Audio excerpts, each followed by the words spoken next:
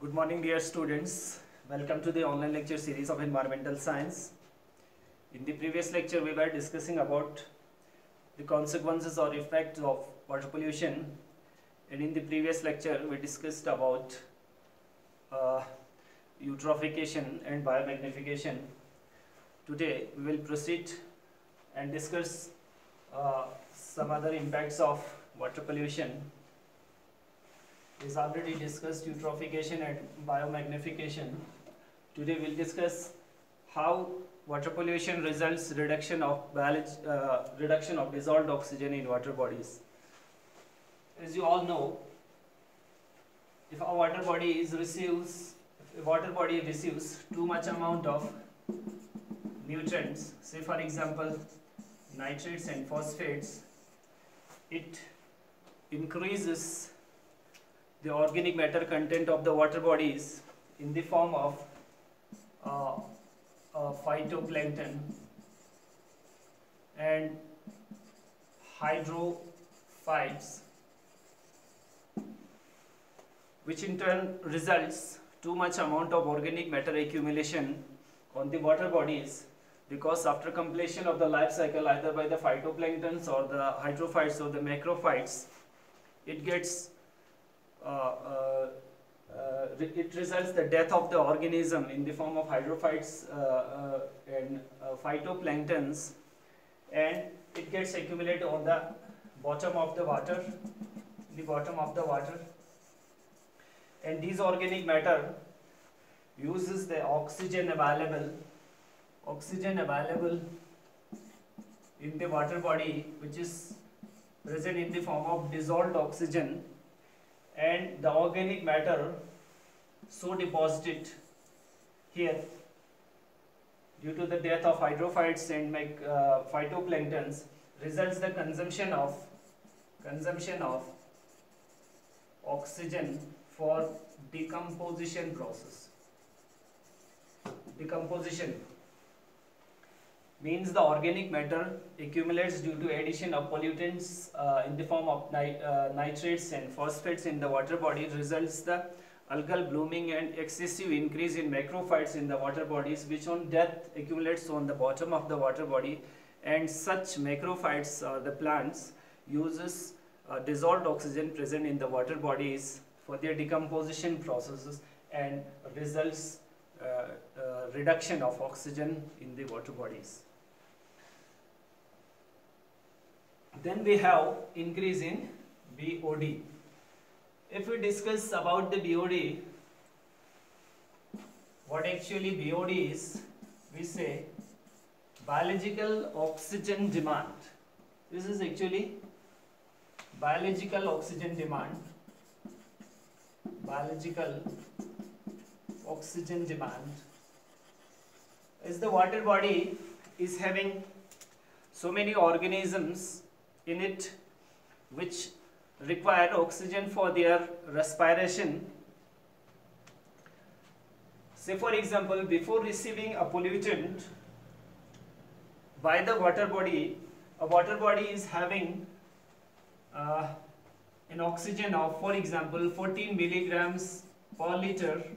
This much of oxygen was available before the water gets polluted, but as the water gets polluted because of addition of sewage, because of addition of industrial wastes or agriculture wastes, or so many other wastes coming from different sources, the organisms present here, for example fish are there, nectans are there, the reduction of BOD in these water bodies results increase in demand of the oxygen supply by such organism, is to survive the organism in the form of, by the be it nectans, fish or other organisms. These need oxygen for their respiration, and every organism is having a particular limiting factor in terms of oxygen. Say for example I am saying a cow is having a 10 milligram of oxygen per liter of water. Means for example this cow is having the capability of oxygen, is having the capability of surviving in a water body in an oxygen amount of 10 milligram or above 10 milligram of oxygen per liter of water. If the amount of oxygen in such water bodies decrease below 10 milligram per liter, then the demand of the oxygen of the by the organism increases, which results increase in biological oxygen demand of the water bodies.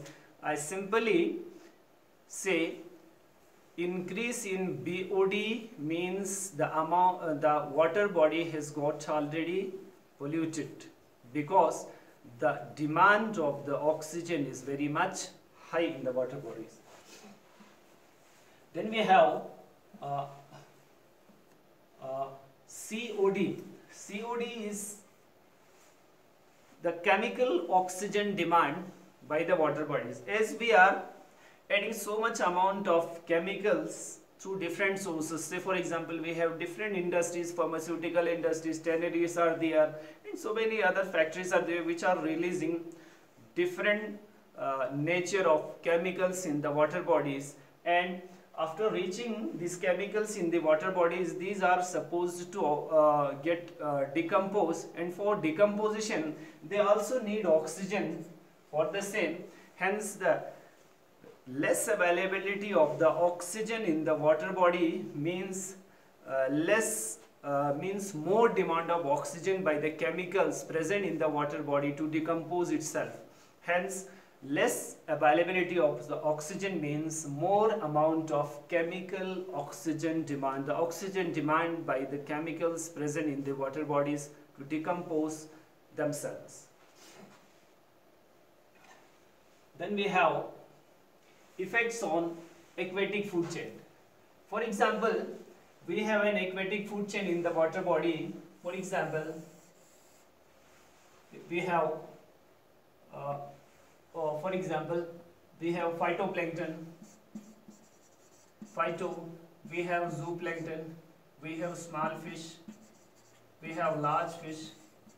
For example, this is a food chain in the water body, and if we are adding pollutants in the form of toxic substance, in the form of acids, in the form of alkalis, and the acids and alkalis so adding in the water bodies affects the phytoplanktons and zooplanktons, and such toxic substance or the chemicals may not directly affecting large fish and the fish eating birds in the aquatic system, but it is not necessary that the acids or the toxic substance or the pollutants adding into the water body directly affecting the large fish, but if such chemicals releasing from different sources adding to the water bodies is affecting the phytoplankton and zooplankton, because the phytoplanktons are the feeding ground for the zooplankton, and in turn the zooplanktons are feeding ground for the small fish, and if the chemical releasing from different sources is affecting the zooplankton, then ultimately the small fish is going to lose its feeding ground, and in turn the large fish and the fish eating birds present in the water body is going to lose their feeding ground, and ultimately such organism die because of starvation or non-availability of prey in this food chain. Hence collapse of food chain results due to addition of pollutants in the water bodies. Then we have loss of aquatic species. For example, if we are having before the occurrence of the pollution or before the water has got polluted, we have different species, different especially desirable species like nectans. We have so many other desirable species, but due to addition of pollutants, such species may lose because of excessive addition of toxic substances, acids, alkalis, phenols, and so many other pollutants are there. So loss of species may result because every species, every plant or animal species is having a particular limiting factor in terms of pH, in terms of acidity, in terms of alkalinity, in terms of acidity. Hence increase in acidic condition in the water bodies may result the loss of a particular species from the water body. Then finally we have diseases. As the water body gets polluted, species composition of the water body changes from desirable to undesirable species. In the undesirable species, we may say, for example, we have Vibrio cholerae, we have Salmonella typhi, we have Shigella dysentery,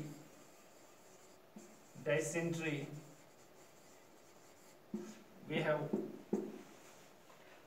so many other disease-causing organism, but the disease-causing organism actually develops up once the water body gets polluted.